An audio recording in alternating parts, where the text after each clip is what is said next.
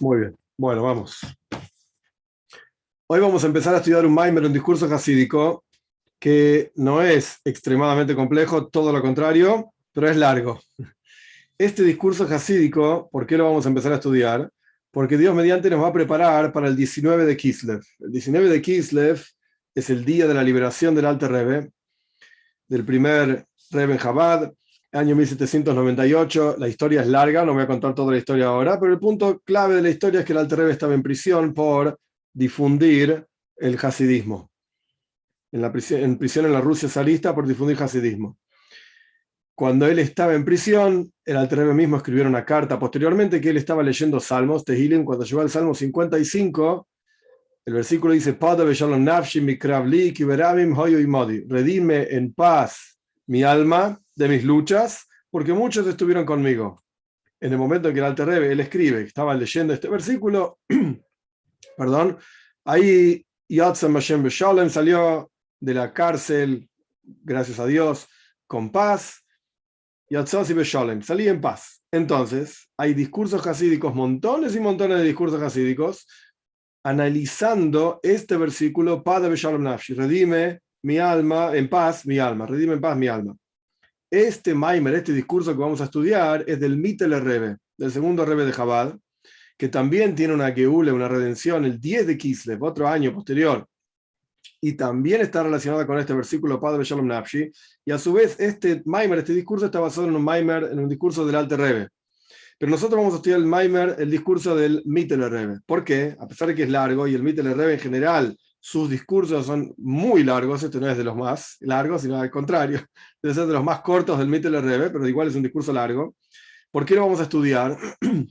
Por supuesto nos va a llevar varias clases, pero la idea es que este discurso es la fuente, por así decir, la madre de muchos, no diría todos, y yo tampoco estudié todos, así que no puedo decir todos, pero muchísimos discursos de los Rebbeim posteriores sobre este asunto de Pada Beshalom Nafshi, redime en paz mi alma, generación tras generación, y el Rebbe, en sus discursos, de vuelta, no todos, porque yo no estudié todo tampoco, pero en sus discursos que empiezan Pada Beshalom Nafshi, tanto del 10 de Kislev como del 19 de Kislev, el Rebbe en muchísimos casos hace referencia a este discurso, que se va a explicar en general en este discurso.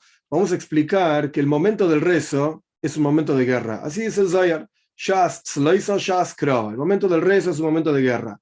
Entonces tenemos que entender qué tipo de guerra es, de qué se trata esa guerra, cómo uno puede ser redimido, salvarse, digamos, de esa guerra.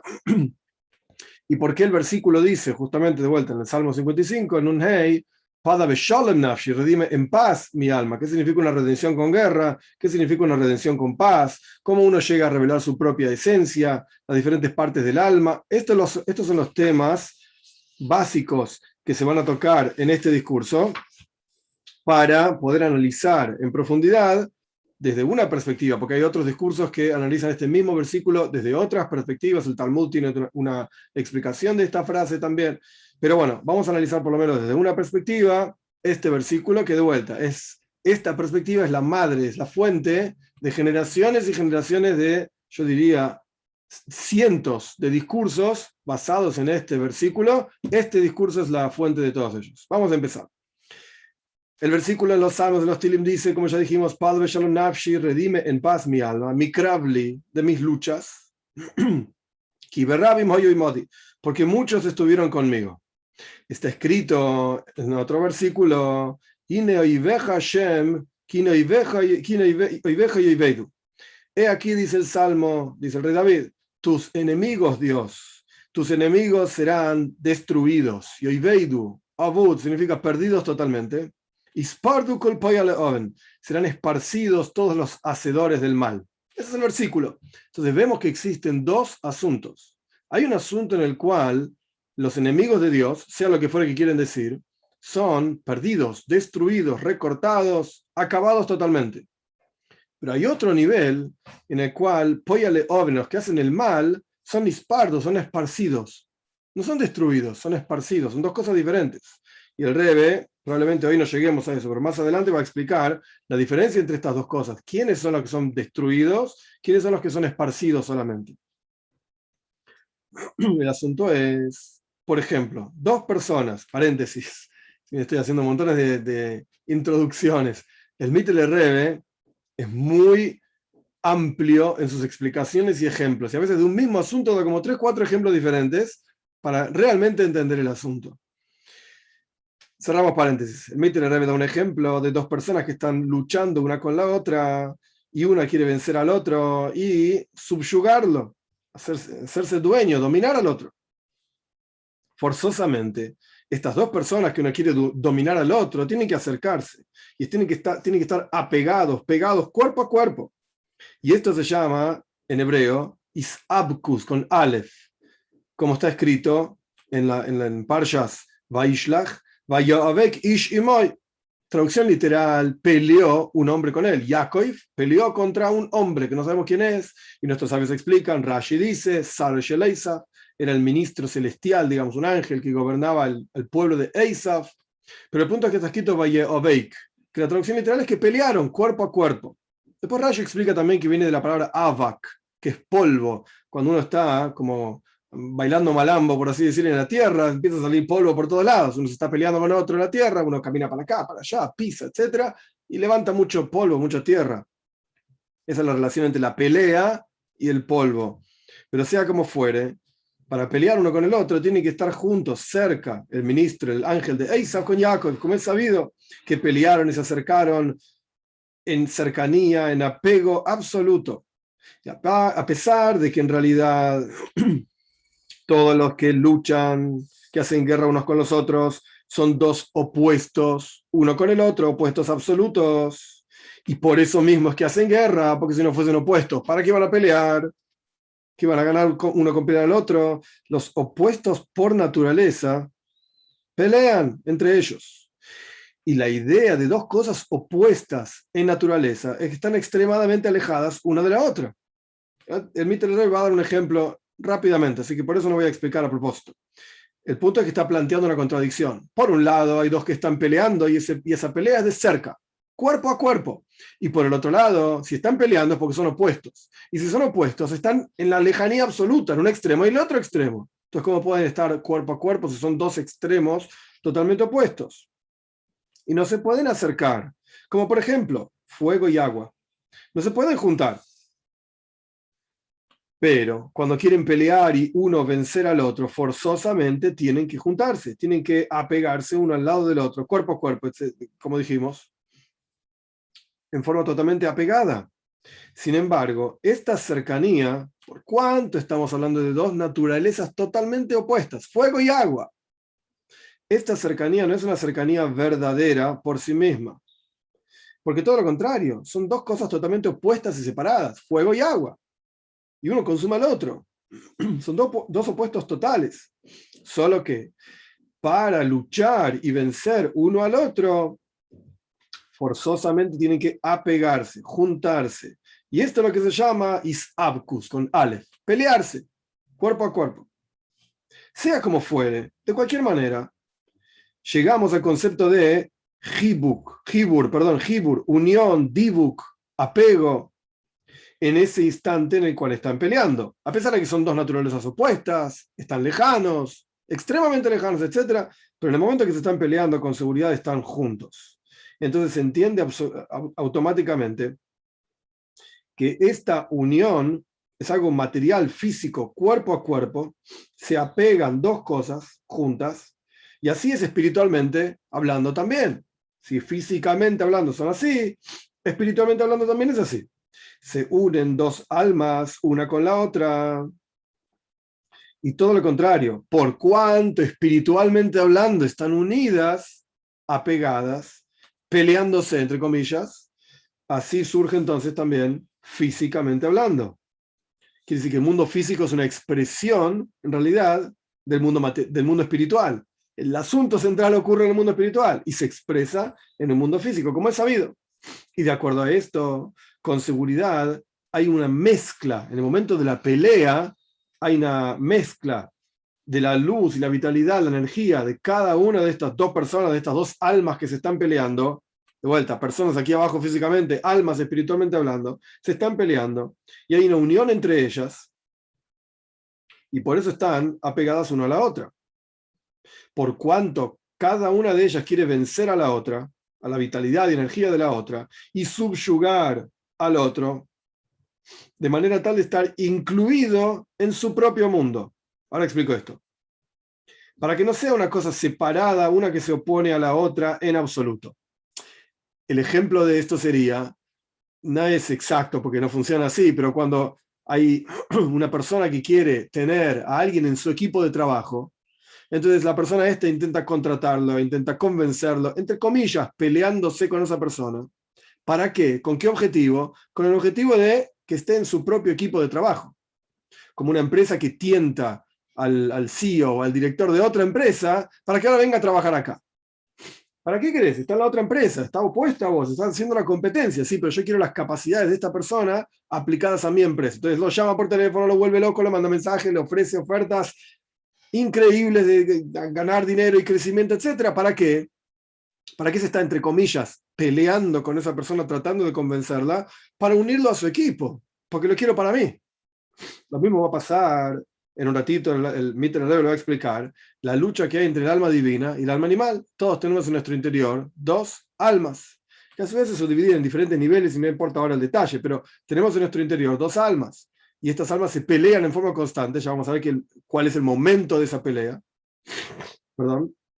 Ya vamos a ver cuál es. El punto es que, ¿cuál es el objetivo de esa pelea?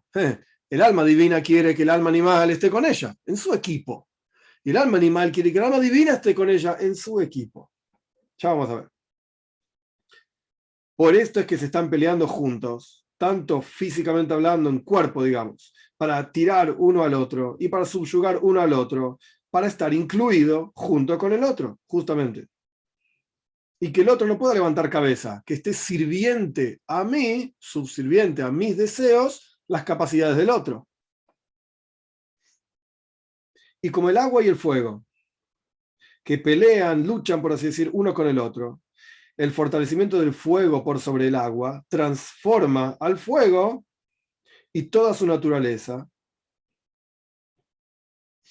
para que esté incluido en la naturaleza del fuego. O yo lo dije al revés. El fortalecimiento del fuego por sobre el agua transforma a fuego toda la naturaleza del agua. Lo dije al revés. De manera tal que esté incluido toda esa naturaleza del fuego en el agua. Y por ejemplo, cuando empieza a hervir el agua a través del fuego, de manera tal que se fortalece el fuego al punto tal que sale toda la humedad de ese agua, se evapora el agua, el Mitter lo está definiendo con otras palabras, y se transforma, por así decir, en fuego. Y esto es como la historia de Eliau, que ahora no importa todo el detalle, de Eliau en el Monte Carmel, está en el Tanaj, que el fuego, un fuego divino bajó y consumió todo el agua que estaba sobre la ofrenda que Eliau estaba ofreciendo, etc. Entonces acá vemos cómo el fuego puede fortalecerse por sobre la naturaleza del agua. Y lo mismo ocurre al revés. Cuando el agua se fortalece por sobre el fuego, transforma la naturaleza del fuego para que esté incluida en el agua en forma constante. Y como por ejemplo agua que consuma el fuego para enfriarlo y para sacarle toda la fuerza natural que tiene ese fuego de calentar cosas. Nada, viene el agua y enfría todo. De manera tal que esté incluido todo ese fuego, esa energía, en el agua. Como es sabido en los libros de la naturaleza, etc. Cómo se incluyen los cuatro fundamentos, uno dentro del otro. Maimónides habla de esto también ampliamente, el Rambam, en las leyes de fundamentos de la Torá. Y todo esto ocurre en forma de guerra y victoria uno por sobre el otro. Toda esa guerra y esa victoria ocurre justamente cuando hay cercanía uno con el otro. Si no hay cercanía, uno no puede vencer al otro. En otros lugares de Hasidis, no, acá se explica que hay dos tipos de guerra, una guerra de cerca, una guerra de lejos. Uno puede tirar flechas al enemigo y está haciendo, por así decir, daño, venciendo al enemigo desde lejos. Y hay otra guerra que es de cerca. El versículo nuestro del Salmo 55 dice, Mikrav li. Krav es una lucha, una guerra. Pero es una guerra de cerca, Karoi. Este es el tipo de guerra del cual estamos hablando. Entonces, el Mitter Rebbe está explicando este tipo de guerra, específicamente de cerca. en donde uno intenta gobernar por sobre la naturaleza del otro. ¿Para qué? Para usar las capacidades y las fuerzas del otro en su propio beneficio. Y cuanto más cerca están estos dos opuestos, tanto más uno puede gobernar por sobre el otro para incluir al otro en su propia energía. Y si no, es decir, si no están cerca, entonces terminan separados y es imposible que uno se incluya dentro del otro, que son dos naturalezas totalmente opuestas y separadas, y no tiene nada que ver uno con el otro. Ni el fuego usa la fuerza del agua, ni el agua usa la fuerza del fuego tampoco. Y esta es la razón también por la cual luchan dos personas en alma y en cuerpo. Una quiere vencer a la otra para incluir todas las energías y capacidades de una en la otra. Y si no es así, cada uno se queda en su situación y no está incluido dentro del otro y continúan siendo dos opuestos como era antes. Y acá también se entiende, por lo menos, que lo principal de una guerra de cercanía, lucha, etcétera, como dice el versículo, levantaban polvo, Jacob y el ministro de Esav, el zar, el ángel de Esav, podemos entender que este es el concepto de Iskalelus, que es un concepto ampliamente tratado en Hasidis, en el pensamiento hasídico, es inclusión una cosa con la otra. Como se explica en muchos lugares, Gesed, bondad por sí misma, no necesariamente es tan bueno. Gvura por sí misma, severidad por sí misma, tampoco es bueno. ¿Dónde está la belleza? Iskalelus, la unión de ambas cosas, la combinación de ambas cosas. Este es el concepto de Ihud, unión, totalmente opuesto a Pirud, separación. Antes de unirse e incluirse uno con el otro estaban totalmente separados, juntan, se pelean y se unifican. Y como vemos en las guerras de los reyes, ahí va otro ejemplo más, antes era fuego y agua, ahora viene otro ejemplo. En las guerras de los reyes, que el final de la victoria, donde realmente se expresa la victoria, es cuando se acercan unos a los otros, etcétera, como es sabido.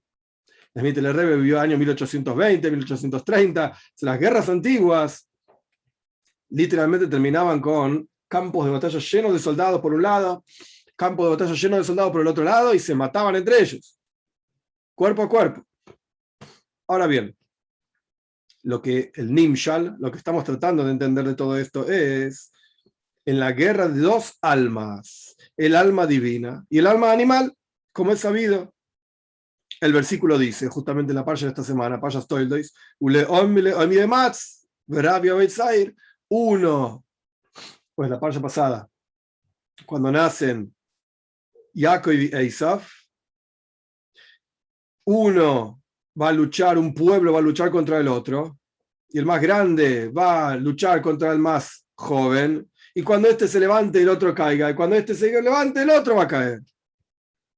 Este es el concepto de la guerra general de Jacob con Esav, con el ministro, el ángel de Esav, que es el concepto de Kedusha, santidad, luchando contra Klipa, contra impureza.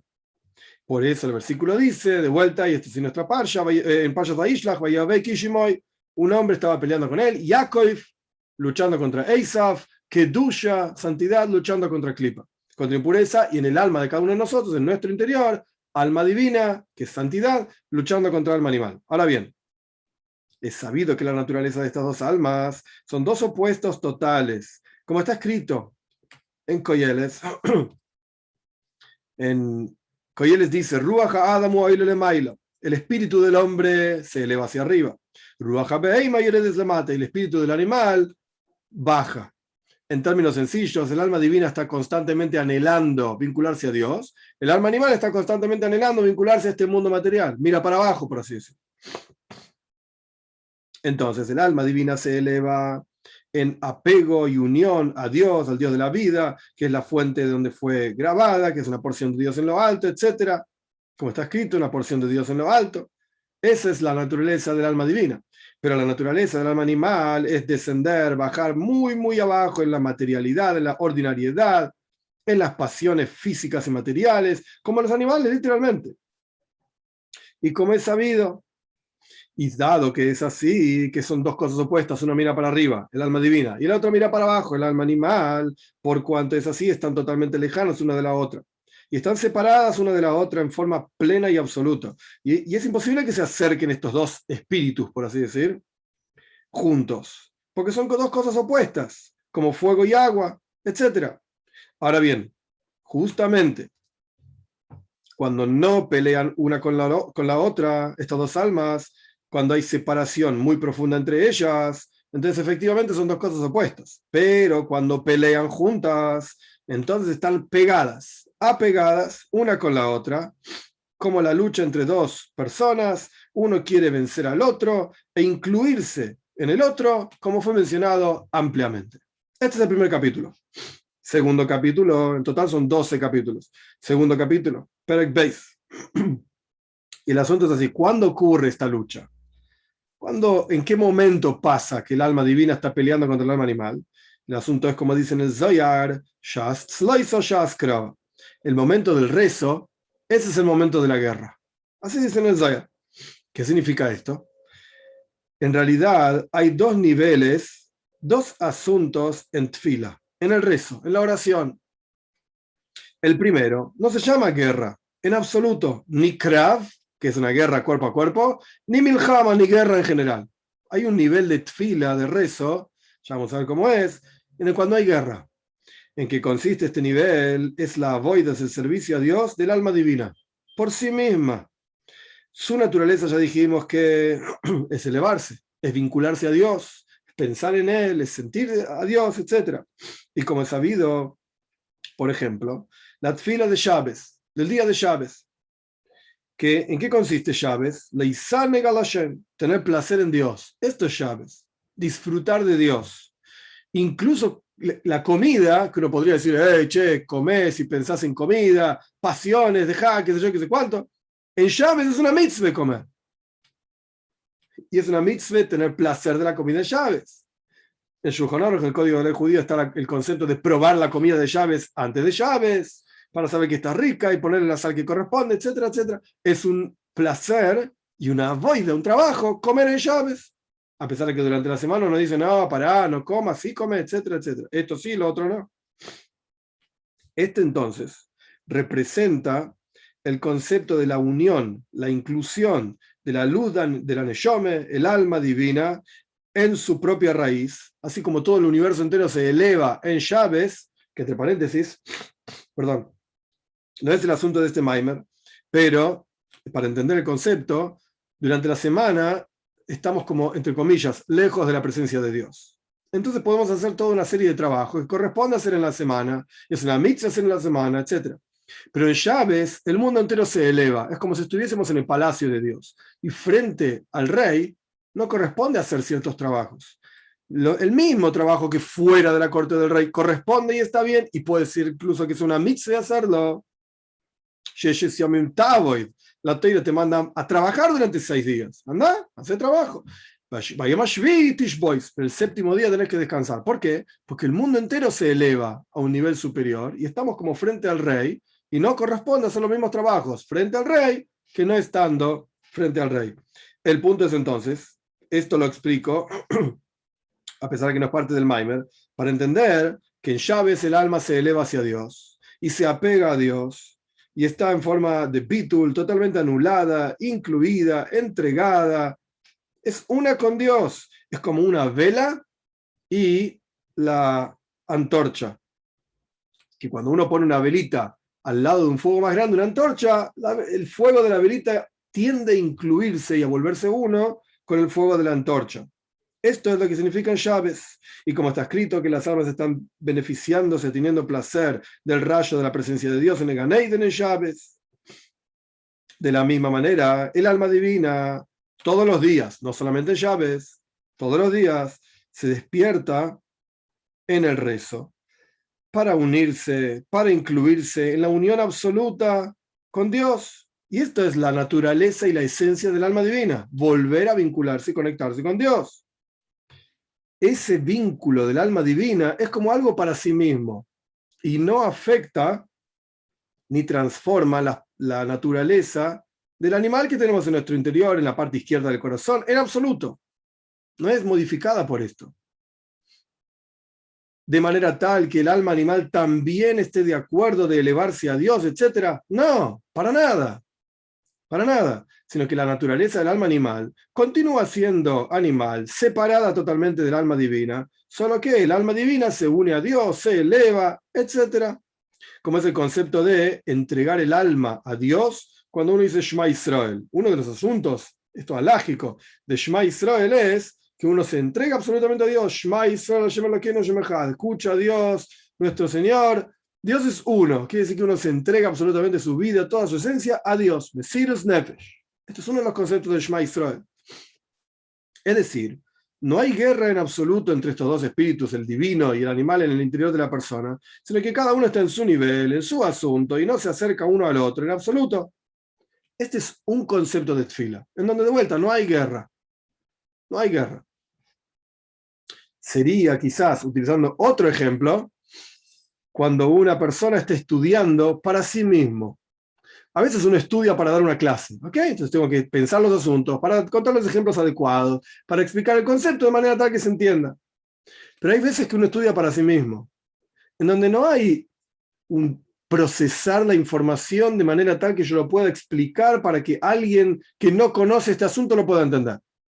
Si yo estoy estudiando para mí, no importa si otro entiende o no entiende. No se lo tengo que explicar a nadie, yo lo tengo que entender. A mi forma, con mis capacidades, etcétera, etcétera. Y ahí no hay, entre comillas, una guerra con uno mismo para decir, pero esto lo tengo que explicar, lo tengo que masticar para entenderlo así, así, de manera tal que lo pueda explicar de esta manera, de la otra manera, con este. No, no importa. Es para mí. Yo lo entendí sin ejemplo, sin asunto, ya está. No hay guerra ahí. Este es un concepto. Pero el segundo concepto de la tefila, del rezo, es cuando se llama krav, guerra, milhama, literalmente. Hay una guerra acá. Como está escrito en el Zohar, que ya dijimos anteriormente. ¿En qué consiste esta guerra en el momento del rezo? El momento del rezo es un momento de guerra, cuando se fortalece el espíritu de ser humano, Ruach Adam, el alma divina en el interior de la persona, ardiendo con un fuego de deseo para Dios, cuyo objetivo es transformar también al animal en el cuerpo material, de manera tal que el animal en el cuerpo material de la persona no desee ni anhele ninguna cosa extraña, solamente Dios. Y todo lo contrario, desprecie en forma total cualquier otro tipo de voluntad y pasión y deseo extraño, y que no quiera ninguna otra cosa de las tonterías del mundo, sino que solamente desea a Dios, como está escrito, Mili Bashomayim, mi hijo Lejopatzti, ¿quién es para mí en los cielos? Excepto vos, le dice el rey David a Dios, excepto vos no quiero otra cosa. Y como dicen nuestros sabios, un corazón único hacia Dios que está en los cielos, que es un corazón único, es decir, uno tiene un deseo y un interés único en Dios. Ahora bien, el alma divina trabaja con el alma animal para que el alma animal deje de pensar, puedes tomar cualquier ejemplo tonto, deje de pensar en chocolate y empiece a pensar en Dios. Y esto es una guerra. Esto no puede ocurrir, esta influencia del alma divina sobre el alma animal, no puede ocurrir si no es en forma de guerra y victoria, dominio uno por sobre el otro. Cuando el alma divina pelea contra el alma animal y quiere subyugarla de manera tal que esté incluida el alma divina dentro del alma animal, ¿qué quiere decir? Que trabaje para su equipo, que piense en Dios. En este Maimer no se habla de este tema, pero hay una virtud, una ventaja que tiene el alma animal por sobre el alma divina. El alma animal tiene islavus, tiene energía, fuerza, ganas, como un animal que tiene mucha fuerza. El alma divina es más intelectual, más fría. Entonces, cuando el alma divina logra despertar el interés por Dios en el alma animal, el alma divina también gana. El alma divina gana este entusiasmo, gana fuerza. Por eso habla de iscalus, inclusión. El alma divina también gana a través de transformar al alma animal. No es solamente que viene a trabajar, trabaja para el alma animal, lo cambia y él, ¿qué hice yo? ¿Para qué vine? Al final yo no gané nada. No, también hay una ganancia en el alma divina. Esa energía y esa fuerza que tiene el alma animal. Y esto es el iscalelus, esa inclusión del cual está hablando acá el Rebbe.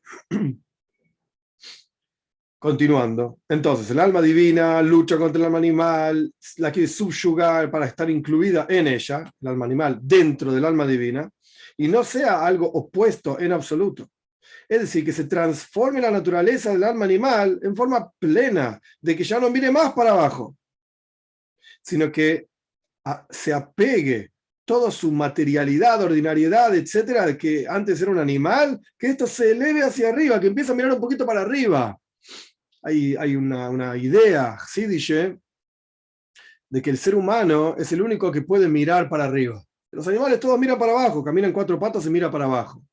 Entonces la idea es que, más allá de que tenemos la capacidad de pensar en Dios, etcétera, y esto es un Gesed Hashem, es una bondad divina que podemos pensar en él, pero más allá de eso es, lo que está explicando acá el Rebbe, es que el alma divina transforme esa naturaleza de mirar para abajo del alma animal para que empiece a mirar para arriba. Es decir, no es que hay que subyugar al animal. Cuando uno dice la palabra subyugar, en hebreo es leachnía. Cuando uno dice la palabra subyugar, suena como quien lo pone en prisión. Una persona que está en prisión no se puede expresar. Eso es lo más grave que hay. No se puede mover, está encadenado en prisión y nadie le importa lo que dice. Está encerrado en cuatro palabras, en cuatro paredes, perdón, y por más que hable y grite, etcétera, a nadie le importa, a nadie lo escucha. No se puede expresar. Esa es la idea de prisión. Pero acá no estamos hablando de esto. Eso no es subyugar. Es un nivel, pero no es de lo que está hablando el Rebbe acá. Y no es el tajris, por lo menos el objetivo de lo que estamos explicando, sino que el objetivo es que toda esa fuerza del alma animal que antes estaba aplicada a comer, beber, etcétera, etcétera, toda esa energía ahora esté aplicada a servir a Dios. Esa es la virtud, esa es la verdadera transformación. Y por eso acá el Mitre Rebbe habla de transformar la naturaleza total, en forma completa del alma animal. Es decir, no que se vuelva una ovejita, tranquilita, fría, como el intelecto del alma divina. No, que siga con toda su calentura y energía, pero aplicada al servicio a Dios. Es decir, que se eleve en la voluntad de Dios, en el anhelo por conectarse con Dios, tal y cual es el espíritu del hombre que se eleva por naturaleza, y no como el espíritu del animal que desciende. Esto ocurre como cuando una persona se fortalece por sobre la otra y la vence, de manera tal que sea incluida en él, como hablamos anteriormente, el ejemplo de una empresa, entre comillas, robando el directivo de la otra empresa, luchando y peleando contra ese directivo para que esté incluido dentro de esta empresa, que sus capacidades las aplique en esta dirección, y no que esté separado por sí mismo en absoluto. Y como fue explicado, en los dos opuestos del fuego y del agua, cuando uno se fortalece por sobre el otro, que lo transforma en la naturaleza del otro. Y si es así, con seguridad esta transformación solamente puede ocurrir cuando se acercan y se apegan un alma con la otra, como dos personas que están peleando juntas. Esto se llama, de vuelta, Vayaveikish y Moy, peleó uno con él, con el otro, es decir, Jacob con el zar de Esav, etc.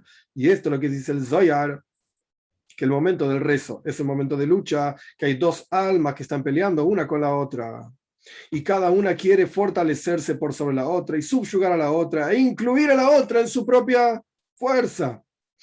Y este es la raíz del concepto de los pensamientos, pensamientos extraños durante la tfila. Como es sabido, ahora el Rebbe va a explicar en este capítulo y en el siguiente, es muy interesante respecto a los pensamientos. Esto es un hidush, no está en muchos lugares. La idea es así.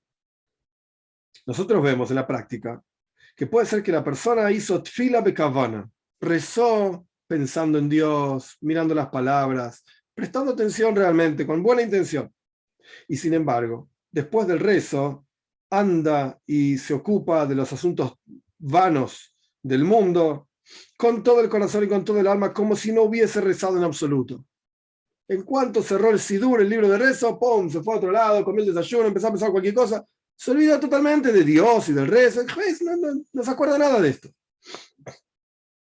Y aparentemente la persona piensa que su rezo no fue verdadero en absoluto, porque si mi rezo hubiese sido verdadero con todo el corazón y con todo el alma, está escrito, Sfas em estikon load, los labios verdaderos, cuando uno habla verdades, es Dios y etcétera. Esto es tikon load, esto se sostiene por siempre. Quiere decir que si yo realmente recé y me vinculé a Dios, debería haber un efecto de eso en todo el día, en cada actividad que hago. ¿Cómo ahora de repente me estoy ocupando de los negocios, del desayuno, de lo que sea, y me olvidé totalmente de Dios? Continuando con el versículo, por un instante, la lengua mentirosa, la mentira, como quien dice, tiene patitas cortas, esto está en el Tanaj también. Entonces, ¿cómo puede ser que si yo recé de verdad y ahora me estoy ocupando de cualquier otra cosa y me olvidé de Dios, entonces mi rezo no fue verdadero? Porque si no, se expresaría durante todo el día. Esto es lo que la persona puede pensar. Pero en realidad, la tfila, el rezo que la persona hizo, fue sfas emes, fue real. Sfas significa safa, son los labios. Fue verdad. ¿Por qué? Porque durante ese rezo se despertó el alma divina, que dijimos anteriormente que es el espíritu del ser humano, digamos, en el interior de cada uno de nosotros, que se eleva por su propia naturaleza y por su propia raíz, etc. El primer concepto en tfila, la voy del trabajo del alma divina por sí misma, ella, se vincula a Dios, ama a Dios, quiere a Dios, etcétera, etcétera. Está entonces, ese trabajo espiritual del alma divina se llama Sfasemes. Esto es verdad. Y eso es Tikkun Load, esto se sostiene por siempre. Y no hay ningún tipo de cambio, nunca. Esto es así y siempre va a ser así porque es la naturaleza del alma divina. Como está escrito, el alma y el alma que pusiste, le decimos a Dios, todos los días a la mañana, en mi interior es pura. Esto no cambia nunca. Pero el hecho de que después del rezo la persona vuelve a endurecerse, por así decir, y tiene deseos extraños, extraño quiere decir que son no necesariamente opuestos, pero no son toiro, mitzves, Dios, tiene otros deseos y otros intereses de las tonterías y vanidades del mundo, o banalidades del mundo. Esto es por el despertar del otro espíritu que tenemos en nuestro interior, el espíritu del animal, que queda en el cuerpo con toda su fuerza y no se movió de su lugar, ni cambió su naturaleza en forma absoluta, no cambió nada en el momento del rezo, ni en el momento en que el Nefesh Elekis, el alma divina, estaba haciendo su trabajo. El alma divina no le importa, perdón, el alma animal no le importa todo lo que hizo el alma divina. El alma divina durante el rezo estaba haciendo su trabajo. ¿Eso es verdad? Sí, eso es 100% verdad. Si el alma divina no logró influenciar al alma animal, después del rezo, que el alma divina terminó, por así decir, de hacer su trabajo, porque el momento del rezo es un momento especial en el cielo, así explica en el Tania, y por eso tenemos fuerza para despertar amor a Dios en nuestro interior. El alma divina hizo lo que tenía que hacer durante el rezo. Y eso es verdadero, 100%. Terminó el rezo, terminó ese momento especial, terminó el trabajo del alma divina, y aquí el alma animal dice, hey, acá, ahora es mi turno, ahora yo soy el que manda, y la persona que piensa, comida, bebida, negocios, etcétera, etcétera. Entonces, ¿el rezo fue mentira? No, el rezo no fue mentira. La voida del alma divina era correcta. Pero ahora se terminó el rezo, ¿qué crees que haga? Ahora empezó el alma animal a hacer su trabajo. Porque el alma divina y el alma animal están totalmente lejanas y separadas una de la otra y no tienen relación una con la otra, para nada, sino todo lo contrario. Cuando el alma divina está haciendo su trabajo personal, particular, así está escrito acá, interesante, se escapa muchísimo, se vincula a Dios, no le interesa el mundo, chao. Tomando uno de los ejemplos que dijimos anteriormente, es como la persona que está estudiando para sí mismo, para entender un concepto novedoso él mismo, no para dar una clase, para mí. Entonces no me interesa el mundo a mi alrededor, quiero estar concentrado, no quiero escuchar ruidos, quiero estar sentado tranquilo para entender el asunto para mí. Yo lo quiero, es para mí, es mi avoida. No tiene relación con el mundo, se escapa del mundo, todo lo contrario. Entonces, de vuelta, tenemos el trabajo del alma divina escapándose del alma, por así decir, del alma animal, sin vínculo, sin conexión al alma animal. El trabajo del alma animal por sí mismo, que ahora vamos a ver. Sobre esto está escrito, es decir, por un instante es la mentira, como dijimos anteriormente. El alma divina es la parte sfas emes, es el labio de verdad. El alma animal es leshen shocker, es las mentiras. Porque incluso si el alma animal se despierta durante el rezo a veces, para también elevarse en la voluntad de Dios y conectarse con Dios, etc., es un instante solamente. El alma divina explica durante el rezo al alma animal, che, Dios es bueno. Sí, ¿en serio? ¿Cómo? Te da de comer, te da de beber, una casa, mirá, estás educado. El alma animal dice, che, está bueno esto, ¿eh? Interesante esto de Dios. Un instante. Y después, ¿cuál es el desayuno? Hoy tengo una reunión en un par de minutos, estoy apurado, reza más rápido, no me hinches. Es verdad, a veces se despierta el alma animal también y dice, sí, es interesante, Dios me da de comer. Pero entonces déjame ir a trabajar así tengo más para comer. Deja el rezo. Inmediatamente hay un cambio en el alma animal y vuelve a lo que era antes. Ah, es verdad, entendí que Dios es bueno porque me da de comer. Pues sea que si dejo más bien lejos en Dios abre sus manos y alimenta toda la creación. Perfecto. Pero después, deja, tengo que ocuparme de otras cosas. Y vuelve al mundo bajo, por así decir, a mirar para abajo, como dijimos anteriormente, porque es un animal. Esto es cuando el alma divina hace su trabajo por sí mismo y el alma animal queda en su mundo. Y de vez en cuando es afectado un poquito, vuelve a su mundo rápidamente. Este es un concepto en la tefila. Pero si el alma divina lucha, pelea, el alma divina se involucra, se abraza y como dos personas peleándose y pegándose una al otro con el alma animal y vence al alma animal para subyugarla en forma plena al punto tal que el alma animal quede incluida dentro del alma divina para que ella también sea parte de este Ruach Adam Oile Lemaila, de este espíritu del hombre que se eleva. El alma animal deja de ser un animal y pasa a elevarse como un ser humano y que tenga solamente una voluntad hacia Dios y que no haya ninguna cosa extraña, etc. Entonces, incluso sobre el alma animal podemos decir Sfasem Estik en Load. Labios de verdad se sostienen eternamente. El alma animal, una vez que realmente pasa a estar incluida dentro del alma divina, porque el alma divina se ocupó de pelear, entre comillas, contra el alma animal, entonces el alma animal también se sostiene load por siempre en ese camino. Y cuando termina el rezo, me empieza a decir, ¿y ahora qué hay para comer? La verdad es que no me importa. Lo que sea que haya para comer, voy a comer. Porque tengo que comer, si no me muero, etcétera. Pero no hay mucha diferencia de qué. ¿Qué hay para comer?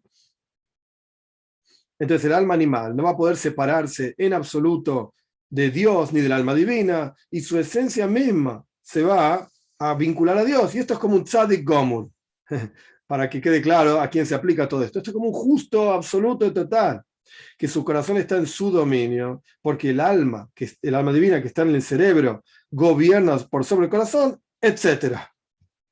Este es el concepto entonces de cuándo ocurre toda esa lucha. Este es el segundo capítulo. Ahora vamos al tercero. ¿Cuándo ocurre toda esa lucha? Al momento del rezo.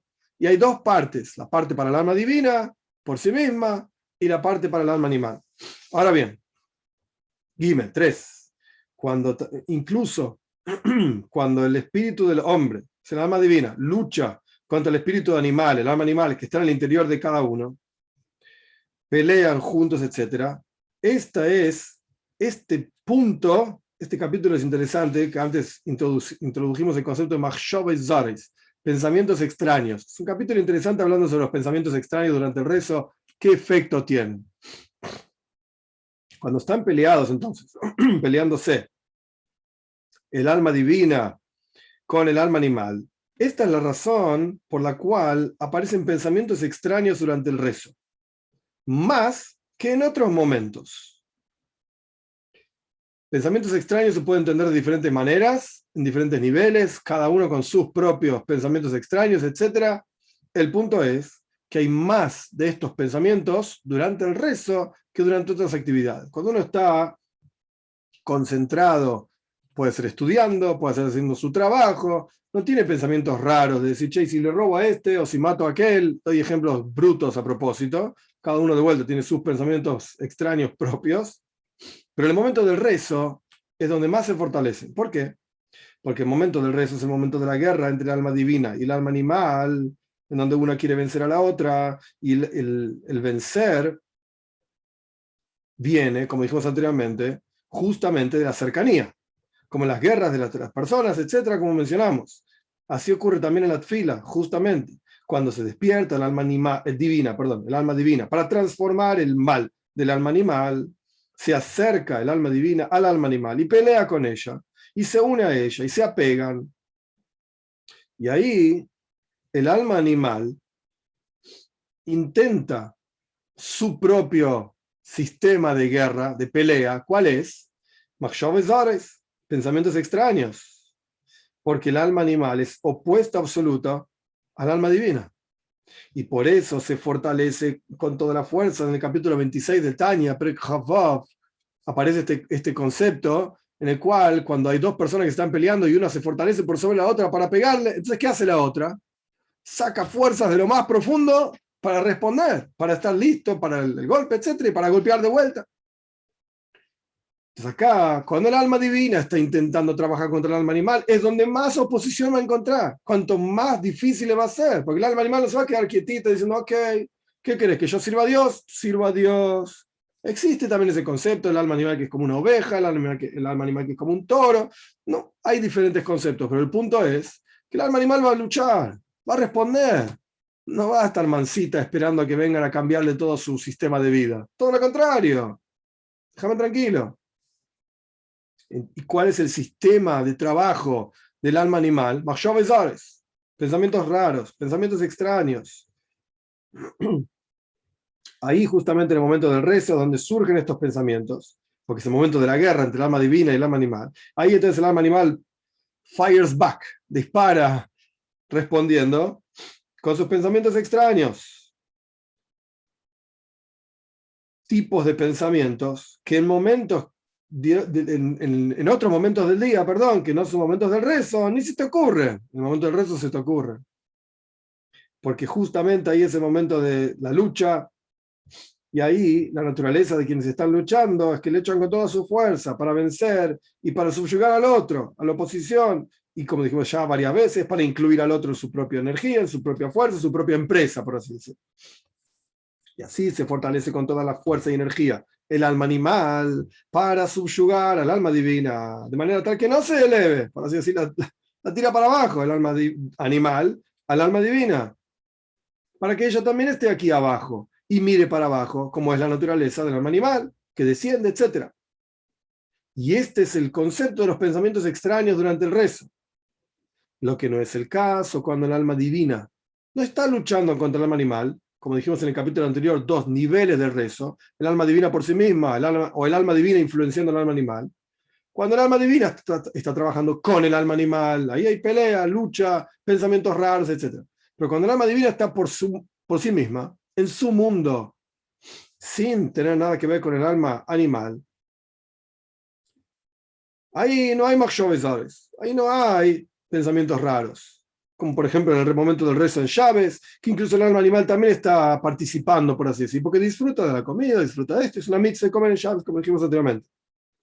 Pero entonces, cuando el alma divina está trabajando por sí misma en el primer nivel de rezo, por así decir, ahí no hay pensamientos extraños. Ahora bien, es sabido que así como el alma misma no tiene perdición ni consumo, no existe que un alma se muera. Cuando una persona fallece, Dios libre y guarde, lo que significa técnicamente hablando, o sea, la teoría es que el alma se separó del cuerpo. Entonces el cuerpo termina pudriéndose, se pierde, etc. Pero el alma, la neshome, nunca se pierde. No existe que un alma muera. Un paso más, no existe que un alma muera. Las fuerzas que se esparcen del alma tampoco mueren, tampoco se acaban. Es como si dijésemos, es un ejemplo nada más, una lamparita que da luz, la luz de esa lamparita va a durar todo lo que la lamparita dure. Mientras la lamparita funcione, la luz se va a proyectar de la lamparita. Cuando la lamparita deje de funcionar, pues ya no proyecta más luz. Ahora bien, si tenemos una lamparita, entre comillas, eterna, que es la Neshom, es el alma, entonces todo lo que se revele de ese alma, todas las fuerzas, energías, intelecto, emociones, pensamiento, palabra y acción de la Neshome, del alma, por cuanto el alma es eterna, entonces sus cosas que desprende y revela y refleja son eternos también. De acuerdo a esto, incluso un pensamiento que una persona piensa no se pierde, porque el pensamiento es una expansión, no sé cuál sería la palabra exacta, un esparcimiento, algo que se proyecta, una proyección del alma. Ese es el pensamiento, es una proyección del alma. Y si el alma es eterna, su proyección también es eterna. Porque no es algo material que se pueda consumir y acabar. Y por cuanto el pensamiento es una proyección de luz y energía de la esencia misma del alma, forzosamente se sostiene por siempre ese pensamiento. Así como se sostiene la esencia del alma por siempre. Y si es así, cuando fallece la persona, es decir, que se separa de la cárcel del cuerpo, salen con el alma, se separa el alma del cuerpo, salen con el alma todas las fuerzas que se proyectaban de ese alma. Junto con la lamparita se va toda la luz de la lamparita. Junto con la neshama, el alma, que proyectaba un montón de asuntos, al separarse del cuerpo, retornan todos esos asuntos junto con el alma. E incluso un pensamiento que la persona pensó sale junto con el alma y no se pierde en absoluto. Es un hidush, es una novedad interesante cómo ver aquello que surge de cada uno de nosotros. No se pierde nunca, nada. De acuerdo a esto, todos los pensamientos extraños que no son para Dios, en el contexto, quizás, en el contexto que está hablando el Mittler Rebbe, es pensar, Dios le guarde que Dios no existe, que la Torah no es verdadera, Moshe Rabbeinu era, etcétera, etcétera. Estos son machshavos también. Probablemente de eso esté hablando el Mittler Rebbe, pero se aplica a todo tipo de pensamientos extraños. De acuerdo a todo lo que explicamos, que los pensamientos son una proyección del alma, el alma es eterna y sus proyecciones son eternas. Cuando se separa el alma del cuerpo en el fallecimiento, retornan todas esas proyecciones hacia el alma. Un pensamiento que la persona pensó extraño, que no es para Dios, cuando la persona pensó a lo largo de toda su vida en las tonterías de este mundo, está parafraseando un versículo, ninguno se pierde. Ninguno de estos pensamientos desaparece cuando sale el alma del cuerpo. Y también todas las letras de las palabras que la persona dijo, Jaim Bekayomim, están vivas y eternas, porque son proyecciones del alma. ¿Cuál es la prueba de esto? Acá está entre paréntesis. ¿Cuál es la prueba? De lo que está escrito, que en el futuro por venir, Dios nos va a decir todo lo que hablamos. Nuestros sabios explican que cuando uno habla, las paredes absorben las palabras que uno dice, y en el futuro por venir vamos a rendir cuentas incluso de las palabras que dijimos en el cuarto, en privado, etcétera, etcétera. Quiere decir que esas palabras no se pierden, están ahí guardadas. Y el Rebbe pone, dentro de ese paréntesis, que el aliento, la fuerza que con la cual uno dijo, pronunció estas palabras, que sí pasa a ser parte del mundo material, esto queda en el aire, pero las letras del pensamiento se unen al alma. Entonces, aparentemente, aquello que es la palabra propiamente dicha, el aliento y la fuerza con la que uno habló, aparentemente esto sí queda acá en este mundo y esto se termina perdiendo. Por eso, cuando uno habla, se escucha lo que uno dice, pero rápidamente se termina la fuerza de ese habla y se deja de escuchar. No es que yo digo hola y se escucha hasta la otra punta del mundo que tú ya dijo hola. En Argentina y en la China lo escuchan también. No, no es así. Se pierde. Hay una energía determinada, por más fuerza que uno pueda tener, hay una energía determinada, llega hasta cierto punto y después se consume y se perdió. Ya está. Ese es el aliento en las palabras del Rebbe. Pero las letras del pensamiento, los conceptos que eran cargados por esas palabras, esto se une con el alma. Y por cuanto el alma es eterna, esas cosas son eternas también.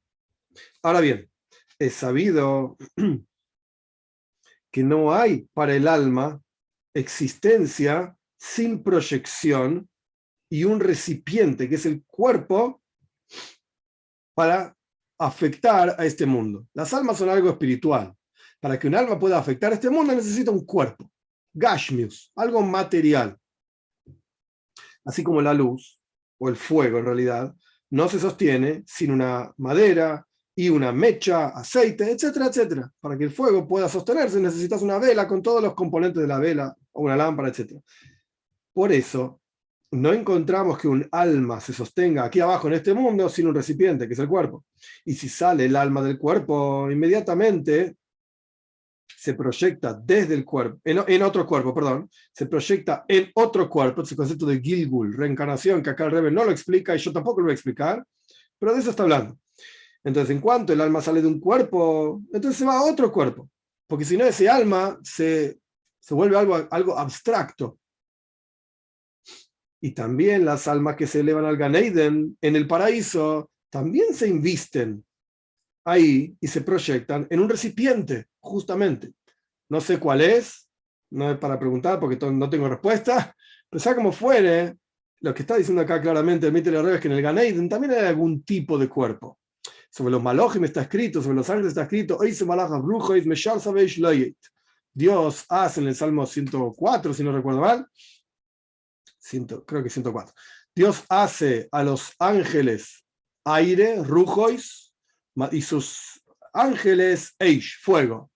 Y nuestros sabios dicen que el cuerpo de los ángeles es hecho de aire y fuego, esos dos elementos. ¿Qué quiere decir? No sé, no tengo la menor idea. Pero el punto es que existe algo a lo que llamamos el cuerpo de los ángeles, en contraposición a lo que llamamos el ángel o la neshama, el alma de los ángeles. Lo mismo pasa acá en el Gan Eden, las almas en el Gan Eden no están ahí sueltas, por así decir, sea lo que fuera que quiere decir, esto es algo abstracto, imposible de materializar, etcétera. El punto es que las neshomas en el Gan Eden también tienen algún tipo de kli, algún tipo de recipiente. Y si es así, se entiende automáticamente entonces que también los pensamientos, que son una proyección de la luz del alma, son similares al alma en este sentido, que no se sostienen si no se proyectan en un recipiente. Esos pensamientos también necesitan un recipiente para existir, para no, entre comillas, volarse y volverse abstractos. Porque esos pensamientos son la luz y la vitalidad espiritual del alma. Y toda luz y vitalidad espiritual no tiene existencia concreta y efecto en este mundo si no se inviste y se proyecta en un recipiente, que es un cuerpo. Y por eso nosotros encontramos que puede ser que se genere un alma entera para darle vida a un cuerpo de la cantidad enorme de pensamientos extraños que se juntaron y se transformaron en luz y energía de un alma entera. Como por ejemplo el alma de un animal que hace daño. ¿De dónde surgió ese animal que vino a hacer daño? En otro lugar, si no recuerdo mal, el Alter Rebbe, cuando dice este discurso, que es mucho más cortito la versión del Alter Rebbe, el Alter Rebbe habla incluso de aquellas personas que le hacen daño a uno. ¿De dónde salió un tipo que viene a hacerme daño a mí? Haz Shalom. De la cantidad de pensamientos extraños que uno tuvo, de todos esos pensamientos se generó un alma entera, literalmente un alma. Ese alma necesita un recipiente, se fue a investir en este otro tipo y ahora viene ese otro tipo a hacerme daño a mí. Esos son los pensamientos extraños. Y hacen sufrir a la persona y persiguen a la persona. Y como está escrito en otro lugar, entre paréntesis, que de una neshama muy elevada caen sus pensamientos extraños y se genera un alma plena y completa aquí abajo. Y se inviste en un cuerpo y ese cuerpo, esa persona, es la que mecatreg, acusa y persigue y hace sufrir, etc. Y hay almas muy elevadas cuyos pensamientos extraños son como noibles. Noible es algo que fluye. Y son como los sobrantes. Y de esto hay muchísima energía aquí abajo. Y él trae un ejemplo, que el ejemplo es para masticarlo quizás un poco más, pero hay que entender también, es que es solamente un modelo, no quiere decir que es biológicamente correcto. Pero es el ejemplo que él trae es como una hoja de un árbol. Yo diría quizás como una hoja de una flor. Una hoja de un árbol, así está escrito acá, que es mucho más elevado. Pero de esto, perdón, de un árbol muy alto, muy elevado, una hoja de un árbol muy elevado o de una flor, de esto se genera un fruto en el árbol aquí abajo. Entonces, algo espiritual se transforma en algo material. Esto es lo que está diciendo, ahí cierra el paréntesis. El punto es que de los pensamientos extraños que cada uno de nosotros pensamos, de esto se genera un alma entera. Esa alma entera se inviste en otro cuerpo y ese cuerpo nos viene a hacer daño, literalmente. Surge entonces que de la cantidad enorme de pensamientos extraños del espíritu de animal que tenemos en nuestro interior, se generan enemigos que te odian muchísimo y se llaman mekatregim, se llaman acusadores, se llaman mazikim, se llaman aquellos que te hacen daño, que persiguen al alma de la persona y se transforman en una especie de látigo para golpearte, para hacerte daño, porque se invisten en cuerpos sea lo que fuera que quiere decir, al punto tal que se transforman en enemigos que literalmente te persiguen. Y en realidad, todos esos enemigos, etcétera, etcétera, son tus propios pensamientos que vos pensaste con tu alma y con tu energía animalística durante toda tu vida. Eso es el enemigo que tenés. De acuerdo a esto, vamos a entender que el fortalecimiento de los pensamientos extraños en el momento de la tefila es, bueno, justamente en ese momento, porque es el momento en que el alma divina está tratando de influenciar y cambiar al alma animal. El alma animal dice: te voy a tirar con todo lo que tenga, con todos mis pensamientos extraños, para perseguirte y para hacerte daño de manera tal que no me puedas influenciar, que no puedas ganar nada de mí. Y todo lo contrario, yo te baje a vos. Estos son los pensamientos extraños que hacen daño al alma divina, mientras el alma divina está tratando de influenciar al alma animal. Esto es de la misma manera como se levantan contra la persona sus enemigos y aquellos que lo odian para hacerle daño, para tirarlo, etc. Este fue el tercer capítulo. Hoy vamos a parar acá. El cuarto capítulo es relativamente más largo. Pero entonces, ¿qué estudiamos? ¿Qué vimos? Punto número 1. Existe un krav, una guerra. Existe una guerra, existen enemigos de la persona, existe el concepto de que los enemigos sean perdidos, destruidos totalmente, oiveja y oiveidu, tus enemigos sean perdidos, o ispardu, o sean esparcidos. No explicamos la diferencia, esto va a seguir más adelante. No explicamos la diferencia. Y explicamos que hay dos personas peleándose, y esa lucha, para que realmente una pueda subyugar a la otra, tiene que ser cuerpo a cuerpo. Explicamos el rezo del alma divina por sí mismo, vincularse a Dios sin afectar al resto del mundo. Eso es su avoida personal. Y ese es el Sfas Emes. Esta es la verdad de toda oración que uno diga. Tiene un componente de verdad. Tiene ese componente de que la persona se quiere vincular a Dios, porque esa es la esencia de cada uno de nosotros. Pero tiene un componente de mentira también, que es el alma animal.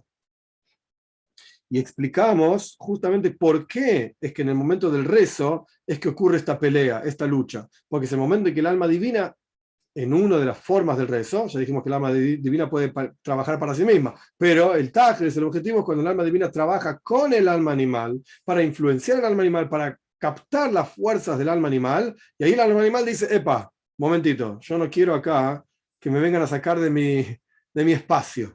No quiero que me vengan a cambiar nada, ni que mire para arriba, ni que nada, no me molestes. Yo voy a seguir mirando para abajo, y tira con todo su ejército de pensamientos extraños a la persona para confundirlo. Y por último, sea lo que fuera que quiere decir, honestamente no sé, pero esos pensamientos extraños son tan eternos como la neshome, como el alma, y se invisten y son los enemigos literalmente de la persona, como si dijésemos que cada uno de nosotros generamos nuestros propios enemigos. Puede ser espiritualmente hablando, quizás incluso materialmente hablando, sea lo que fuere. Esto es lo que estudiamos. Y en los próximos capítulos el Mittler Rebbe va a seguir explicando cuál es la diferencia entre que los enemigos sean perdidos, que los enemigos sean esparcidos nada más, y continuaremos profundizando en esta boida, en este trabajo de Shas Krav. El momento del rezo es un momento de luchas. ¿Preguntas? ¿Dudas? Haku Chávez. Si Dios quiere, seguimos el jueves que viene. Hasta luego.